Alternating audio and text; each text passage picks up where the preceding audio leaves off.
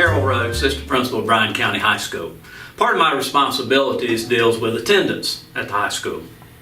And we wanted to do a quick video to refresh people's ideas about attendance at the school, not only from the state level, the system level, but right here at Bryan County High. We have a short PowerPoint we're going to review with you. I promise I'll try to keep it from being terribly boring, but at the same time it's very important information. It is not elaborate. It is very much just the facts presented to you so that you'll know this. We are going to load this onto our website, Facebook page, and any kind of media account we have so that you can access it at any time. We will update it from time to time as necessary. Please note that there are specific things in here that have to do only with Bryan County High School and thus will have no other bearing on any other school. So if you have children in any other school, please understand these things may not be for them. So what I want to do right now is start the process of review, this PowerPoint, and at the end there will be places where you can contact me if you need additional information. Thank you. We're going to do this PowerPoint in different areas. The first one is under attendance and enrollment. We want to give you some information about that. Georgia law requires compulsory school attendance between the ages of 6 and 16. Any parent or guardian that violates this law can be convicted of a misdemeanor, fined $100, or spend 30 days in jail, or both. So folks, it's very important that students come to school. If a student misses more than 10 consecutive school days or are no longer a resident of Bryan County, they can be withdrawn from school. After any combination of 10 early checkouts and or tardies to school, a residency form will be sent home to verify that that particular student lives in Bryan County. This proof must be provided to the school within 10 days or the student will be withdrawn. Please keep those in mind. Under excused absences, the state gives us these. The majority of times, we will use only number one, personal illness. Our system requires medical documentation to have an excused absence. There are other things we need documentation on. Even though the state says they can be excused, we do need documentation. That's serious illness or a death in the immediate family. If you're going to court, these are the ones that we need documentation the most frequently on. Religious holidays, if school's closed, that takes care of itself. And then you can see the others that are much less used, but by state law, we must excuse them.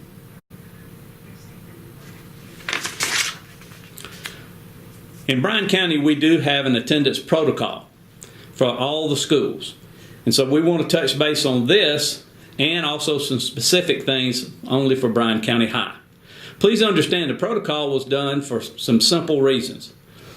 One, attendance is very important to the learning process. You can learn a whole lot more when you're at school than instead of sitting at home. We develop good work habits that can translate into your job later in life. It's very difficult for someone to employ you when you don't show up. That's the whole idea behind compulsory attendance and attendance in general.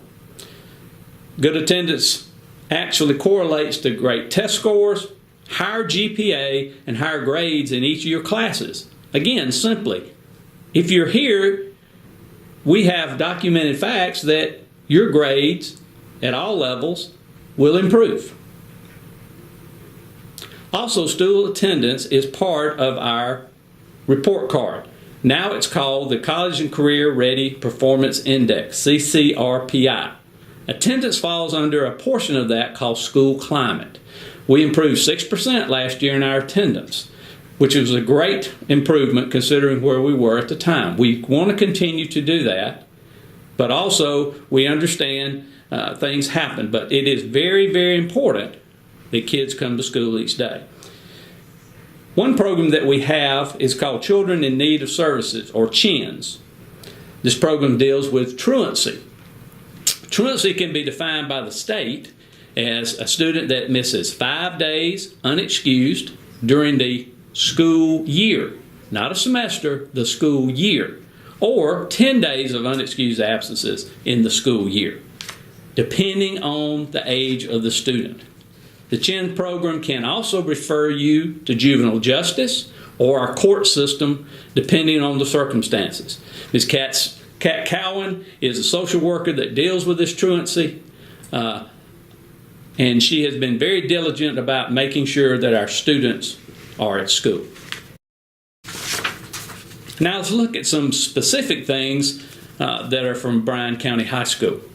You'll see there that they have attendance, or a number of absences, At 3 absences, you'll get a phone call or a letter and an explanation of requirements. 5 absences are the same, but also after 5 absences, we need to have a mandatory meeting between the parent, student, and the school to let you know what's going on with your child and what we can do to help. But also, it's a warning that they're getting in danger of potentially losing credit. As you see there on 7 absences, many of the same things are done again, but note, we can refer you to CHINs and we can deny or suspend your course credit. At 10 absences, again, many of the things are the same. Please note, we can deny access to your driver's license or your certificate of attendance, and you could be withdrawn from school. Please, before it gets to that point, contact the school and let's come up with a plan of action for your student. If you do have to be withdrawn, then you will have to go through the entire reentry process. Here's some other things that are specific to Bryan County High School. Attendance is taken for each class at the high school. Students are counted present for the entire day if they are here at least 2 blocks. Now that can be in different combinations, and this is important because for eligibility for extracurriculars, that is absolutely non-negotiable. In the event a student misses more than 7 days or in a class or a block, credit for that course can be denied or suspended, and students can ensure credit is given by making up any of these days over 7. Ms. Walker and myself will provide an individual action plan to recover the suspension of credit. We will meet with the students, and as parents, we will send that information home, but we have multiple ways for students to make up these credits. Also, it will not involve taking any time away from their current academic classes. Also, we want to be sure students are coming to school. And to ensure that, we have enacted another specific attendance protocol. This one is very simple. If students aren't willing to come to school, then they shouldn't be able to take advantage of the many opportunities we have. For example, if a student's in dual enrollment or work-based learning and they just don't come to school during the current semester, then we will deny them the opportunity to take dual enrollment or work-based learning the following semester. If you're not willing to come, you shouldn't be able to do these things. Prom, clubs, homecoming activities of any kind, and any kind of privileges will be suspended from that student. This is based on 7 or more absences. And again, if you're not willing to come to school, these opportunities will not be given to you. These are privileges, not rights. How can you get the suspension of these privileges lifted? Very simply, we go back to what is necessary. A medical note, if there's a military reason, if there are academic or sports activities that you are absent for any reason, or if the nurse excuses you, or an administrator actually, then all these would be considered excused and could get you out of the suspension of the privileges. There are a few frequently asked questions about our policy. I know many parents have these questions. One in particular, and it is actually the third one here, and I'll let you look at this as I'm talking. Is a handwritten or typed parent note acceptable as a way for absences to be excused? And the answer is no, it is not. It has to be a medical note. That is Bryan County school system policy. And I know that can be a difficult thing, but it is necessary to do this, and it has actually worked out well as far as people bringing in excused notes. Please understand, if there's a particular circumstance, please contact the school and let us know so we can help you. I want to thank you for your attention.